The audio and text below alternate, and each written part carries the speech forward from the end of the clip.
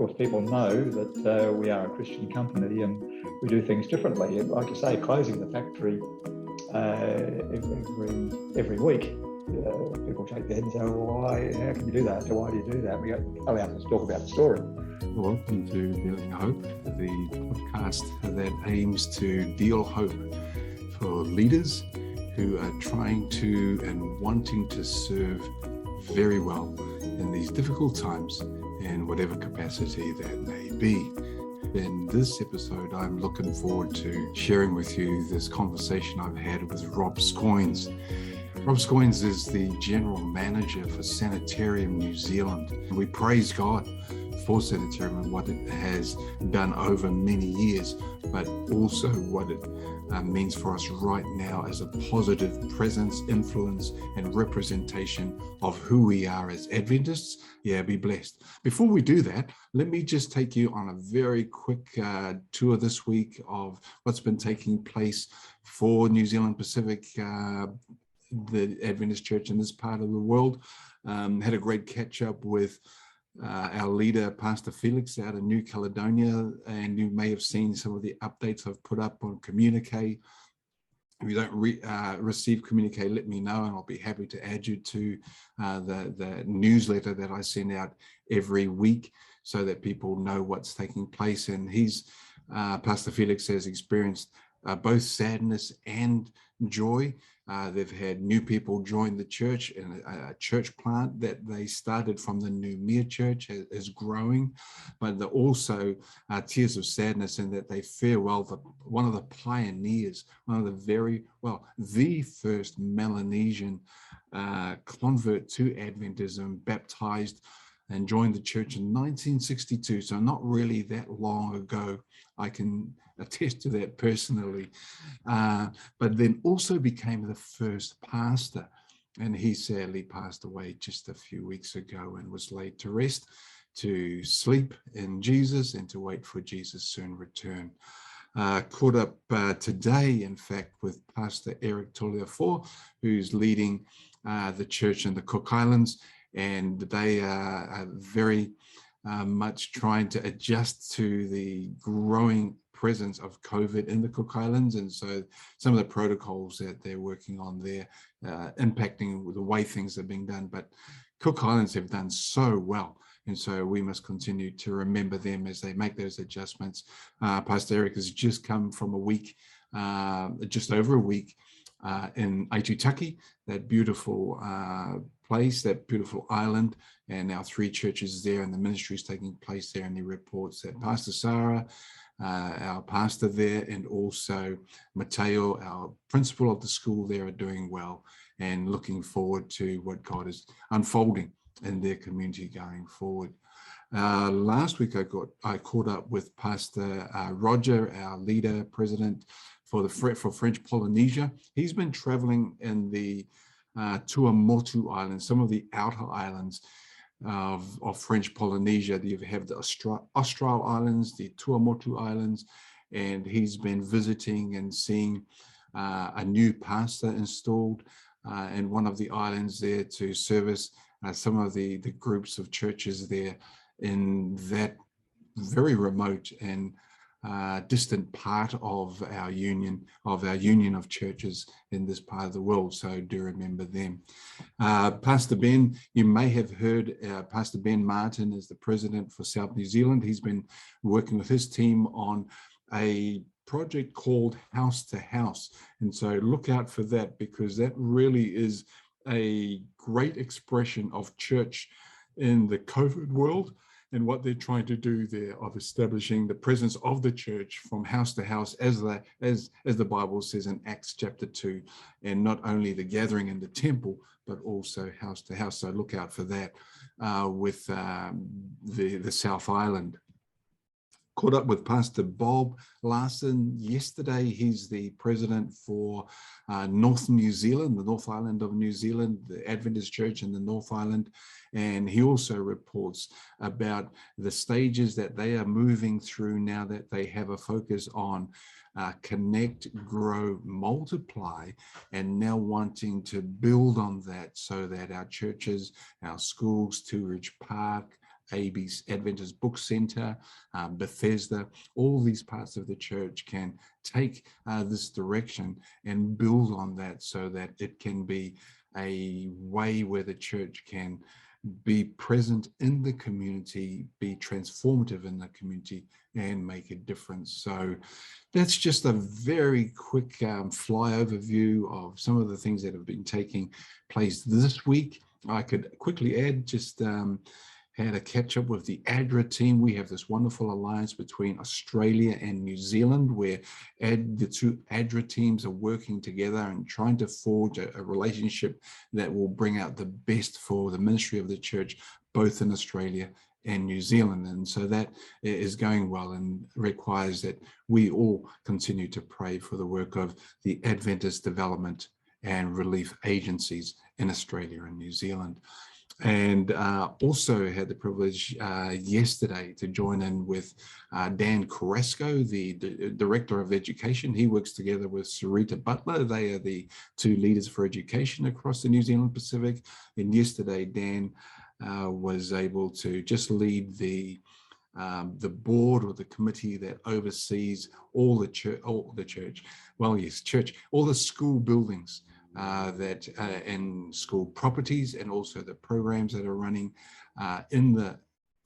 when I say programs, I'm saying the infrastructure programs that are running to ensure that we have good school facilities available for our students, our staff and leaders in each of the communities across New Zealand, the 16 schools that we have in New Zealand. So it was good to see how that's going and the wonderful work that Roger Marshall does in looking after and overseeing the development of the buildings and other bits and pieces that go to do with schools. So just a very quick overview of what's taking place this week. But right now, let's get into this conversation with Rob Scoines, the General Manager of Sanitarium New Zealand. I'm sure you're going to enjoy this conversation with him. Thank you and God bless. See you right over the line.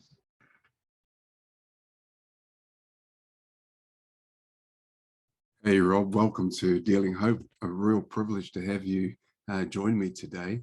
I hope you're doing well.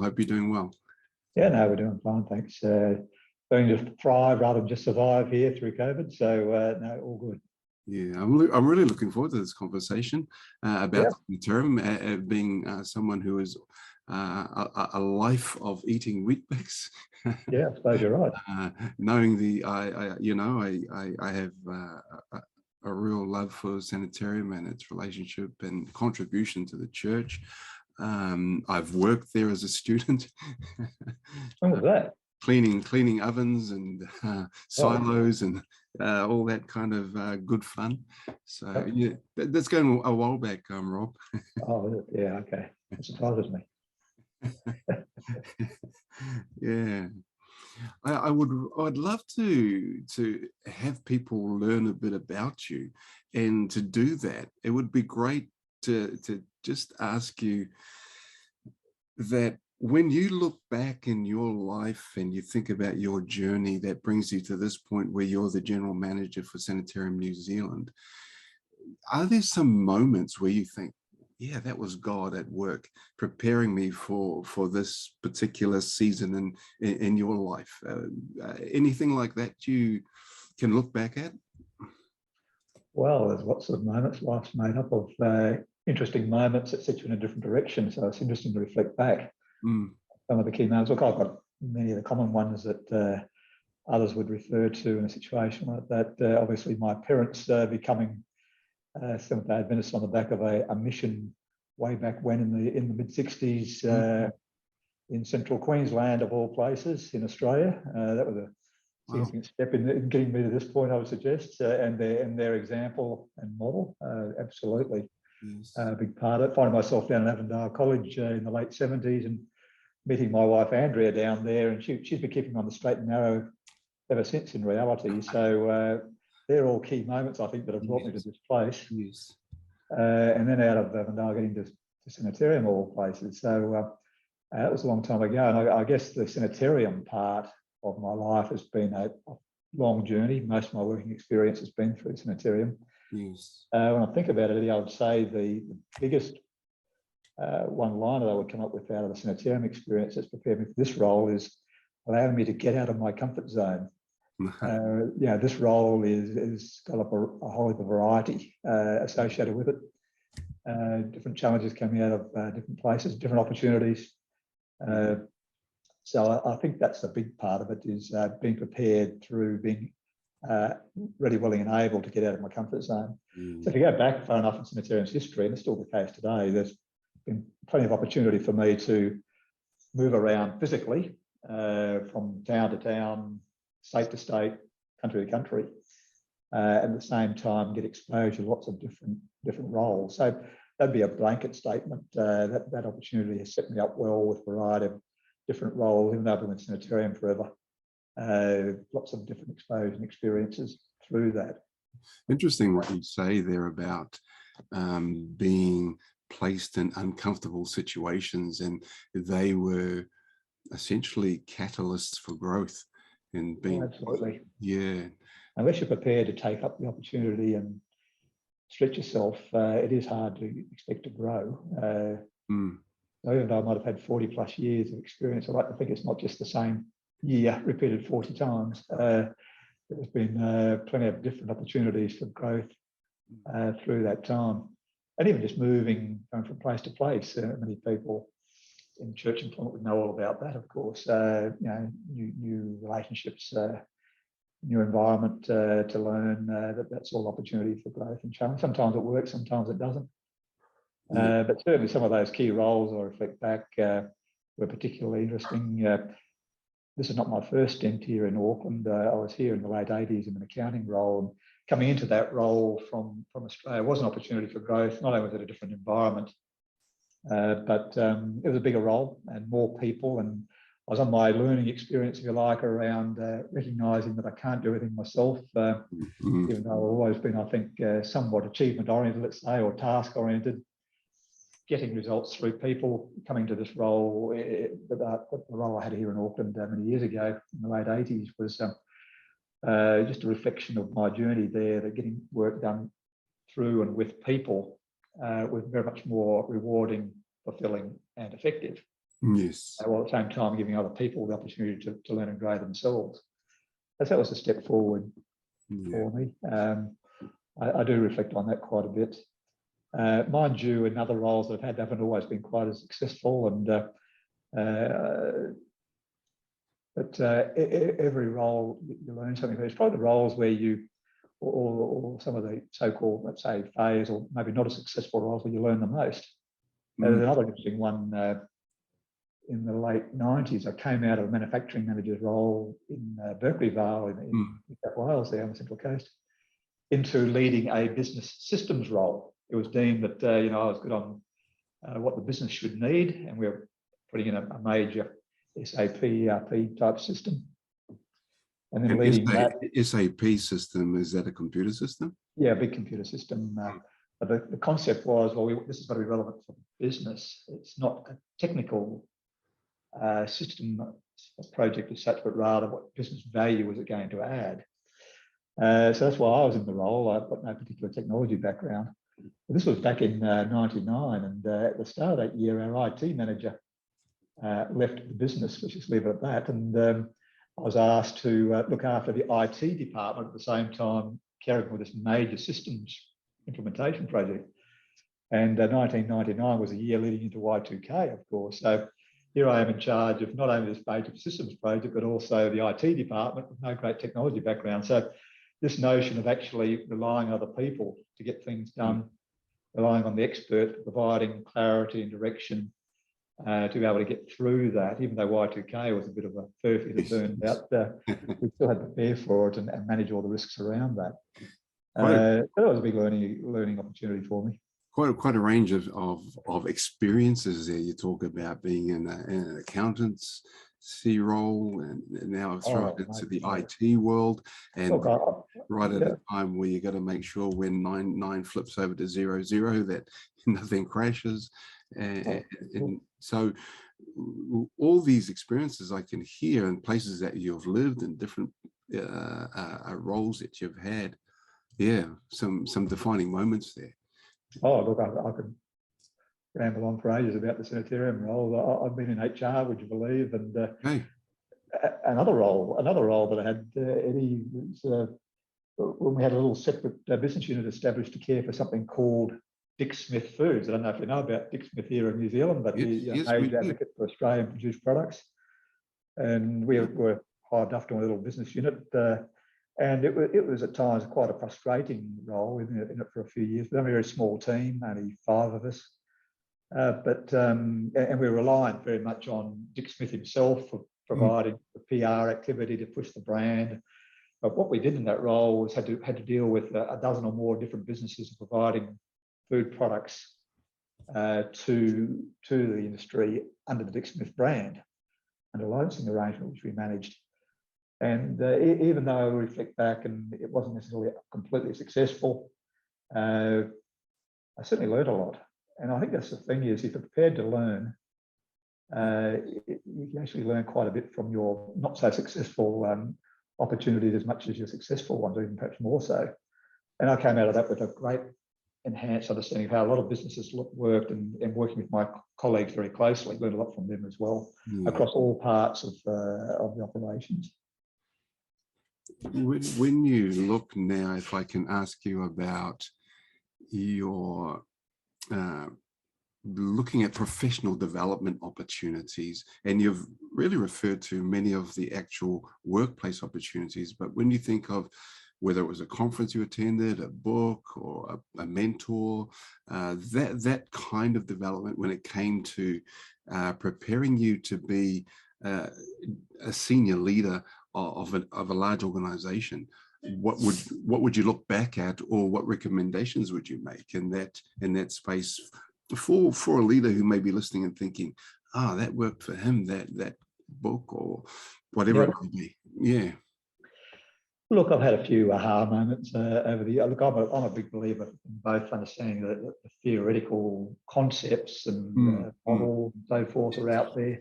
And I prefer to one or two of those, but then applying that in a practical sense in the real world. So when you bring those two together, there's a lot of power in that. Yes. One of the early models I can recall way back when, in a course of study, I added to something called the 4 frames of leadership, and it talked about seeing your organisation or your circumstances through these 4 frames. How do you see your world?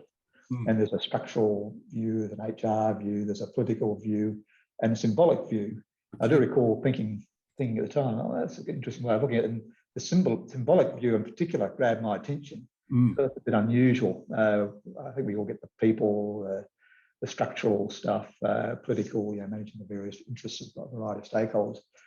But the symbolic stuff, the importance of that, and establishing faith and meaning through what was described as being symbols, that certainly caught my attention early on. And I guess over time I've been interested in that, particularly working for Sanitarium, where we have a strong sense of connection to purpose and something bigger than ourselves. Yes. There was also another article I was just talking to my colleagues about recently. It was a Harvard Business Review article, and it was from a Christian gentleman who was facing, I think, his mortality at the time he wrote this, something like 10 years ago, and it was called "How Will You Measure Your Life?" Okay. And some great quotes in there about even this guy had all these business models and concepts down, sort of applying that to his life, and the importance he saw in having that sense of purpose.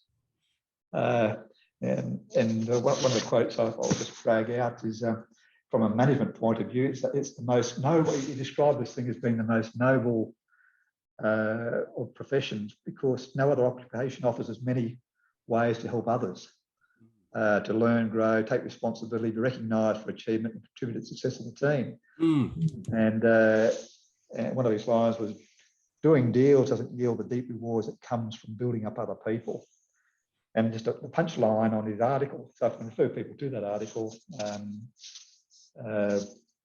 how will you measure your life? I've concluded the metric by which God will assess my life isn't dollars, the individual people whose lives I have touched. Wow. And that has really resonated with me. I think it's something I've built up over the years, and that connection, Sanitarium has actually been able to facilitate that for me, making that connection between the business stuff and the importance of that, but linking that to purpose and the privilege we've got to bring people along and have fulfillment in their lives, particularly if they're connected to purpose.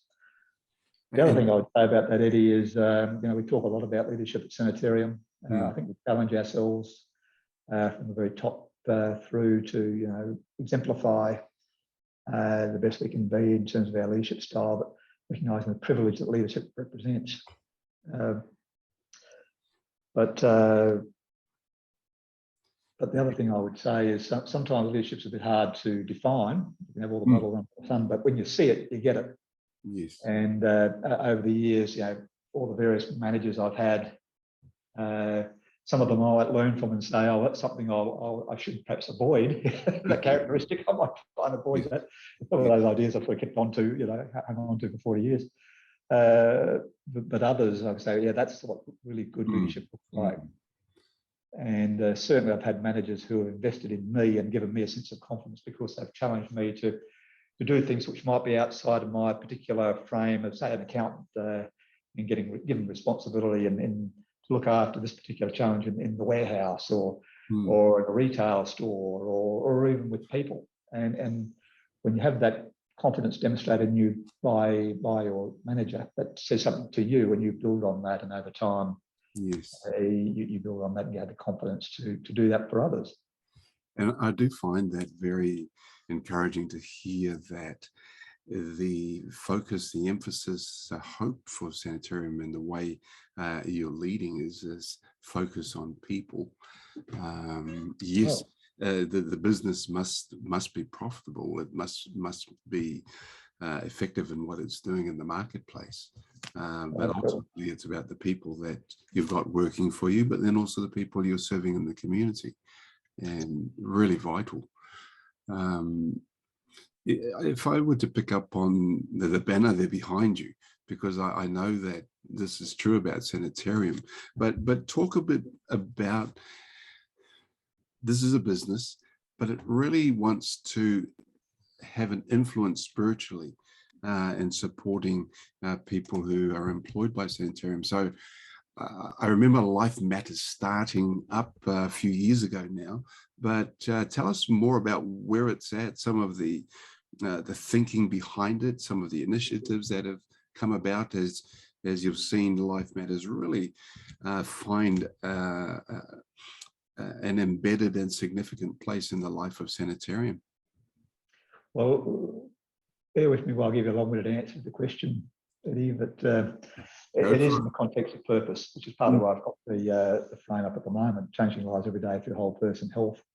But they're the words that we currently use within Sanitarium to exemplify our connection to why Sanitarium exists. You're absolutely right. Because I've been around for a while, I know the history of Sanitarium well, and I really, really relate to it. Sanitarium was created for people. People who are passionate about changing the lifestyles of Kiwis for the better. And that was 120 years ago. And it came from Ellen White and Willie and all the rest of it. And people were passionate about growing our business to have that sort of impact in people's lives. So that's the context for why we might have a chaplaincy program. You say, well, how does that work? Well, you even look at what Sanitarium exists to do good things in the community ultimately. We need to be commercially successful to be around to do that, provide funds to the church to do good things with, provide healthy foods in the community to continue that journey for people in terms of their health. And also come back to symbolism. We do a lot of activities within the community as well that supports that. In this context of whole person health, recognising that all of us are spiritual beings and looking for purpose and connection, regardless of our faith. And we're a Christian company, proud of our Adventist heritage. So we have a chaplain on payroll here, Kira Bullock, who's been with the staff for a few years, and she's part of a small Trans-Tasman chaplaincy team. and they actually help to support us as management to represent Jesus to our communities, Yes. our employee base, but also assisting us caring for our wider communities, our employees' families, and all the people that we come in contact with at Sanitarium. We have a lot of contacts you can appreciate in the community. Yes. So chaplaincy goes to support that. So yep, the Kira runs on our behalf, supporting us with programs like something called Life Matters, come together in different ways, either physically or virtually these days, to share thoughts, encourage people to tell their story, get engaged with each other, and build that strong sense of community. But also there are other programs under that umbrella, things like Care Matters, always on the lookout for how we can support our employees or others who are in need at times of crisis, but even in regular times. Prayer Matters, bringing people together to connect together and giving strength in the prayer, but also providing prayer, obviously, support to others. But the big thing ultimately is helping with connections. I've used the word connections a lot in the last couple of years, particularly through the COVID experience. Yes. But coming back to purpose, being connected to something bigger than ourselves, being connected to a sense of purpose, that's what makes people people. We all want to make a difference. So keeping that connection going, but also in this virtual world where people are working from home and sort of isolating other things, the importance of human connections, social beings, and all those connections are very important. And our chaplain helps us recognise important connections, encourage us to do the connections. But actually, it's us that ultimately make those connections. And if I come back to leadership, I'll use the throwaway line which supports the chaplaincy idea that leadership is a contact sport. And more than ever in this virtual world, we have to be deliberate, proactive, intentional about making those connections. And Kira does a great job in representing Sanitarium and the values of the church and representing Jesus to our employee base through these various programs. It's part of supporting the whole person, not just the physical, not just the social, not just the mental, but also the spiritual. I really do think it has been an important development, the placement of a chaplain full-time at Sanitarium. And how many people are we talking about when we talk about Sanitarium New Zealand that this chaplain is essentially the pastor for? Well, come back to Sanitarium. Sanitarium Health Food Company, which I am the general manager for, essentially based here in Auckland, 260 staff here on this estate. Yes. And their families. We're recognising that too, and we have some staff in Christchurch, in the sales office and other sales guys in the country. Yes. But recognise we are part of a bigger group as well. So we do have this thing called Sanitarium Health and Wellbeing Group, without making it too complicated. So Kira also helps out with our Life Health Foods business, again based here in Auckland at Avondale, and a Vitality Works business which provides workplace health and safety programs for employees within New Zealand. We have offices there in Auckland, Wellington, Christchurch. So between those three businesses together here in New Zealand, Kira is supporting 500 people directly. Yeah. That's quite a church. Well, then you look at their families. Yes. We talk 1,000, and then look at the impact and the ripple effect that we have as a company and the people we have interactions with. And it's actually quite a big church. And Rob, one of the this must not be lost is the intersection here of church and the community, where right there live at Sanitarium, every day of the week except Sabbath, you've got people from all walks of life, different beliefs and values, and they all come to work at Sanitarium, and it's a mission field, really. And absolutely, yeah. So again, with that privilege to lead people. Yep. It is a responsibility. You come back to what you're saying there. Yeah.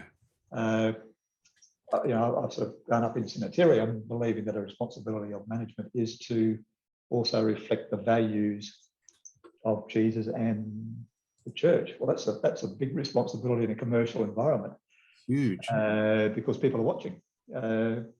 But that's a challenge that we're very happy to take up. That being said as well, and that is a privilege to be able to do that. And just talking about that responsibility, Rob, how Sanitarium has been able to hold a high standard and enjoy high regard by the community, and regularly always topping in the country when it comes to recognized but also favored brands and companies in the country. And so that really is an achievement of Sanitarium, of representing the church so well. And I'm the pastor here, but it's like probably, unfortunately, on one hand, is that Sanitarium is more known than the Seventh-day Adventist Church, but on the other hand, it is a very positive face of the church. Absolutely, and we are well known in the community for being different and standing for something different. So we go to conferences. Well, we used to go to conferences anyhow, and we'd be called out because we are different. Because people know that we are a Christian company and we do things differently. Like you say, closing the factory every week. People shake their head and say, "Well, how can you do that? Why do you do that?" We allow us to talk about the story as to why that is, but the values that we hold, the way we behave. A big one for us is how we interact with our customers and suppliers. Yes. Commercial environment, it can be tough. Things are tough at the moment. Costs are going through the roof, and lots of negotiations going on both ways. But being consistent, being honest, being trustworthy. And it's not just this last year or two, but for 120 years. There's a major legacy here as well. Yes, needs to be maintained. That stands for something and means something to people who note that as being different. Now, I'm not pretending we always get it right, but there is a major legacy there about how we represent those values in the community. Absolutely. You mentioned some of the affiliates or companies that are part of the Sanitarium group, health and well-being. And just for some of our listeners who may not be familiar with that and may think, well, it's just about muesli and wheat bix and some of those more well-known products. Tell us about the others, Vitality Works, and then of course LHF. Yeah, well, let's come back to Sanitarium Health Food just for a minute. Recognise that all the cereal, essentially most of the cereals are made out of this factory here at Parr Road in Auckland. But we have a very close affinity with our Australian sister company, separate business. But so we're doing particularly well on So Good and Up and Go and some of the non-dairy milks and so forth. That comes out of Australia. So the close connection there. Life Health Foods, I'll come to that one first. That business has been around for 20 years and some well-known New Zealand brands there. And that relates to the vegetarian food part of the business. So brands like Lisa's Hummus and Dips, Naked Organic Cuisine, Alternative Meat Co, Vegetalites, Bean Supreme. Some of those brands are well known from smaller businesses that we've put together under this brand called Life Health Foods, which allows that group to focus on that particular category in a very innovative and fast-moving situation. So that's the background to that one. So the good old nut meat and so forth as well. Sanitarium is now being supplied under by Life Health Foods. Life Health Foods, okay. Yeah. And there's an Australian business as well that's been run by Sanitarium over there. Here in New Zealand, it's operating separately here in Auckland. Vitality Works, as I say, provides workplace services basically to assist employers invest in their employees to keep them healthy. So exercise programs before work, but also things like flu vaccinations, even in the current COVID environment, protection through COVID vaccinations. It's when you think about it, it's quite innovative. Credit to our CEO, Kevin. Hopefully he's listening. But these are ideas that are quite different to what we might have had within the Sanitarium Health Food umbrella some years before. Of course, you look at the history of Sanitarium. We have been quite innovative. It looks quite different today than it used to 120 years ago. We used to have retail stores. We used to have cafes. That's right. But now we've got these other entities and other categories that we play in. So we look quite different. We need to look different if we're going to be successful. We've got to keep moving and innovating. But what is consistent is our link to purpose, why we exist in the first place, and it is about people and the values the church has. And I really do want to pick up on that point, that it not be at a loss, is staying rooted in your purpose, but then being willing to find ways that, and I know it's an overused word, being relevant, but more than being relevant is that ability to understand where people are at, so that the services that you are offering and providing are meaningful to them and making that change in their lives that you're wanting to have take place. And so I think that's just so key in how it has diversified from, say, some of the approaches that it had in the past. Well, that's right. Well, our society has changed dramatically over my career so far, and the rate of change is only increasing, as we all know. Yes, yes. So if we're not changing, our level of relevance will diminish. One of the strengths of Sanitarium has been its presence in the community beyond even just what you've mentioned there, and that's quite expansive in and of itself. But yep. Some of the, like I've attended and helped out at some of these triathlon programs for kids.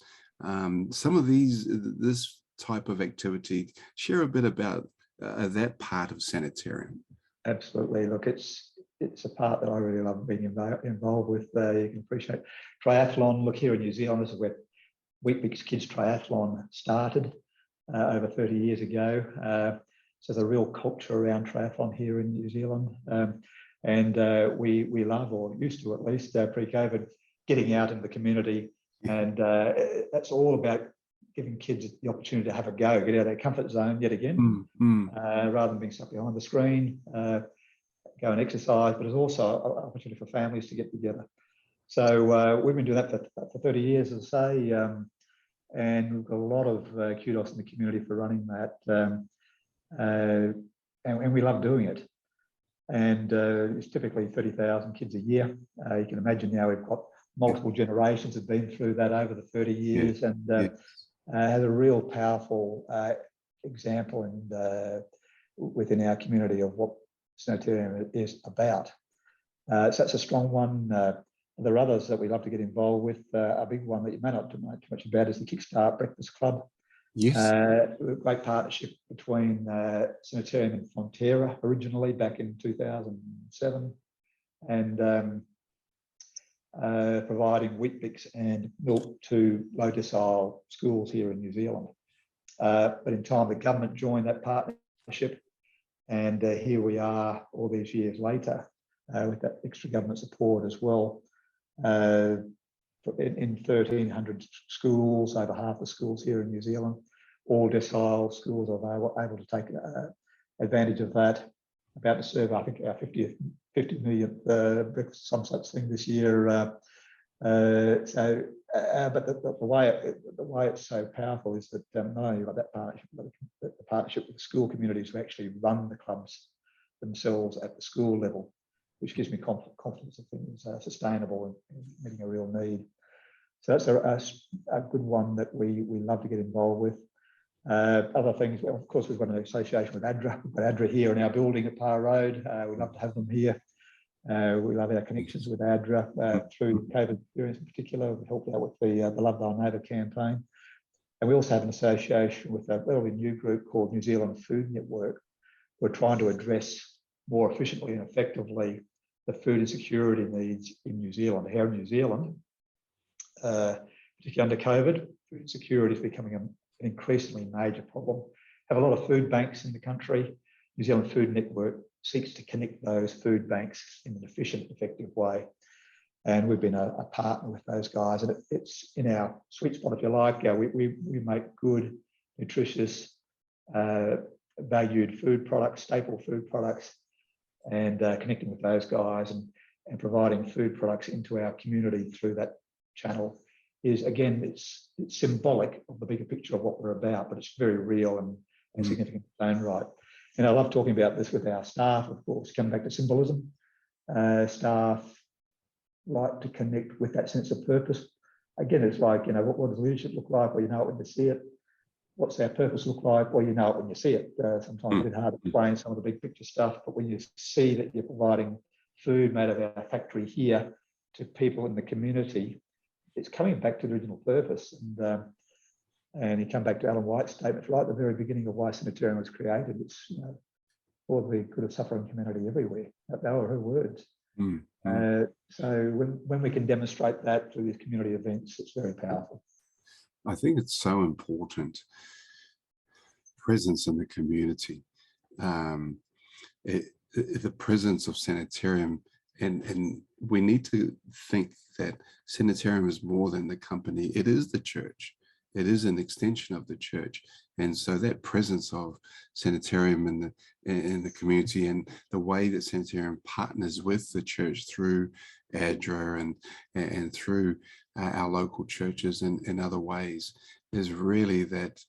And I love how you keep coming back to purpose. Why? Why? And that's so important. Well, I think it's important, definitely for Sanitarium, and definitely for the church. The church has, of course, a sense of mission as well, but also for us as individuals. And that's key to what makes us successful as humans, is understanding our own personal whys and having a real think about what makes us tick and how we're going to contribute to that why, as opposed to just going through the day-to-day, year in, year out. So it all makes sense for me anyhow. That's what I'm trying to make sense of, but that's what we certainly rely on a lot. I know. I think Rob, you're right onto it, and it's good for us to hear that from you. Let me just divert just a little and just ask you about.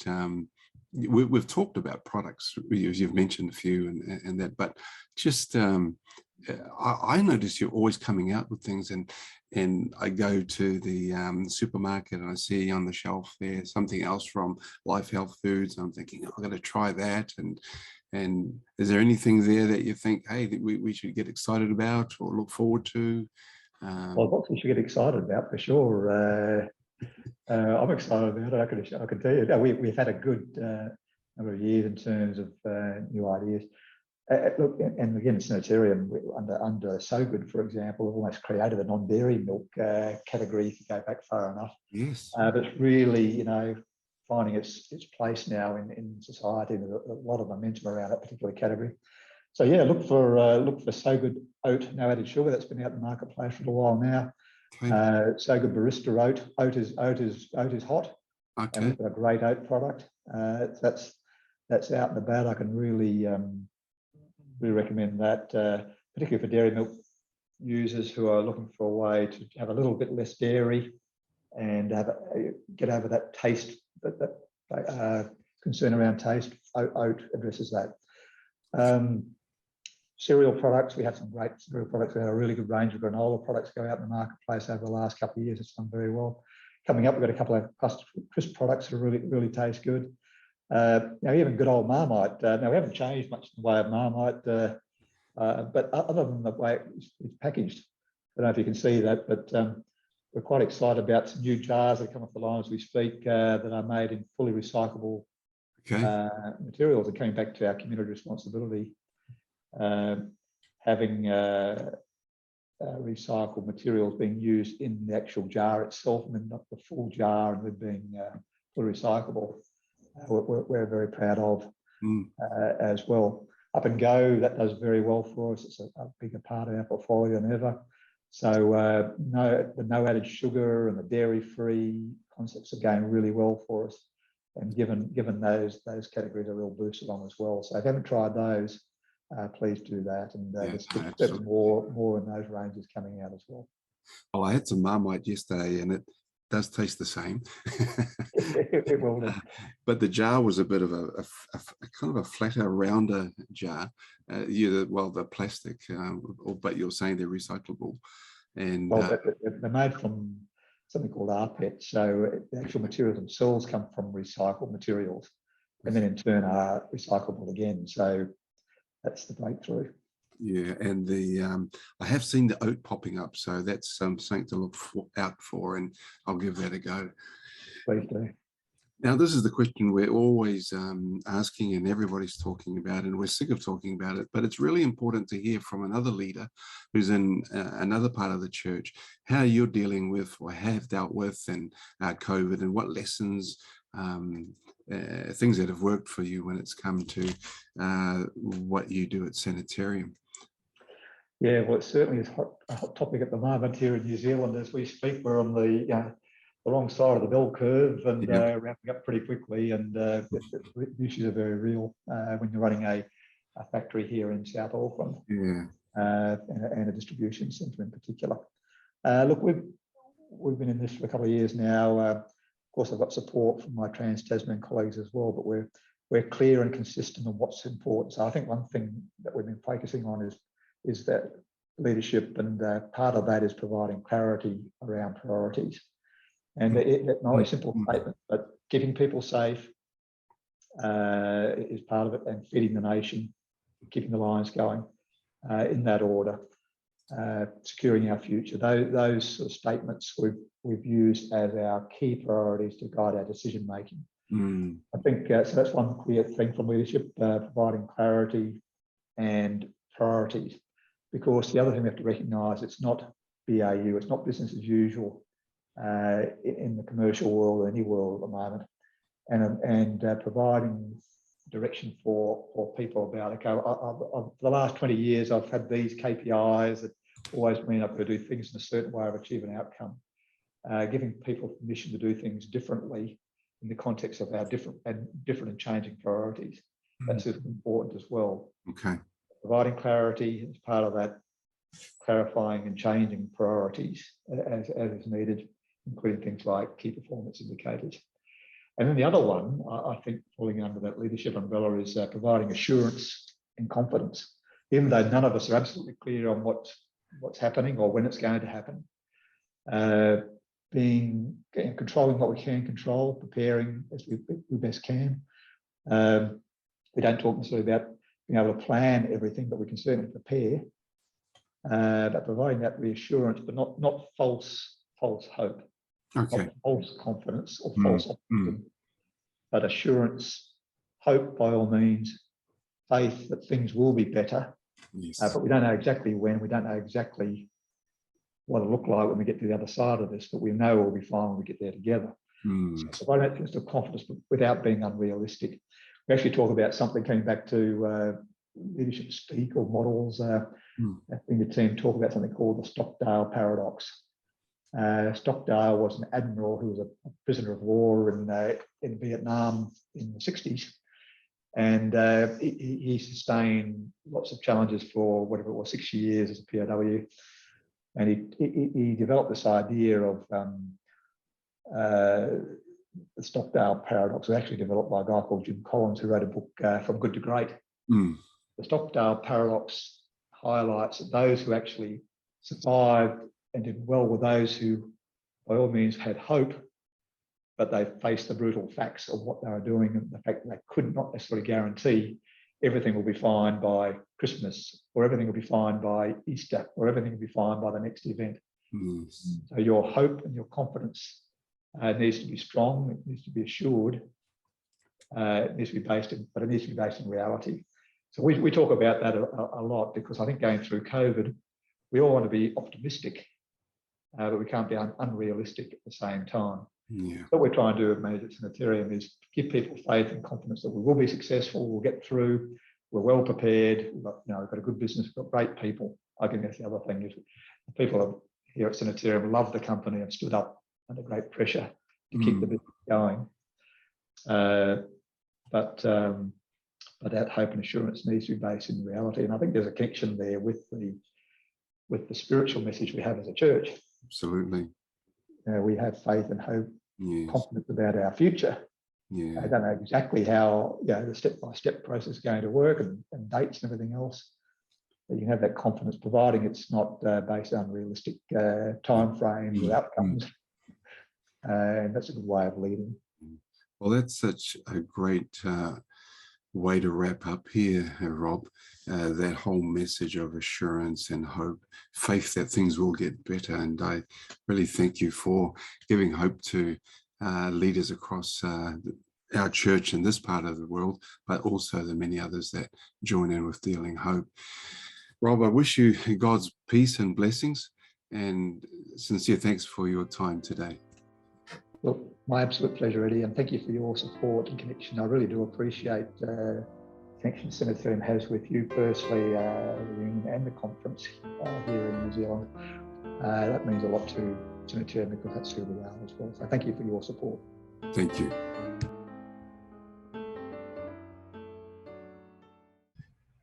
Hey, thank you so much for joining me in that conversation with Rob Scoines, the General Manager of Sanitarium New Zealand. So thankful to God that as a church, Sanitarium can be part of God's kingdom work, and especially in such a critical area, the area of health, and ensuring that everybody has the opportunity to be their very best through good products that come through Sanitarium. But not only that, the intention that they have health and also well-being. So I pray that for you as well, and your family and your networks, and ask that you also share what Sanitarium is doing, and pray for Sanitarium. Remember Rob in your prayers as we continue to serve together at this critical time that we all find ourselves in.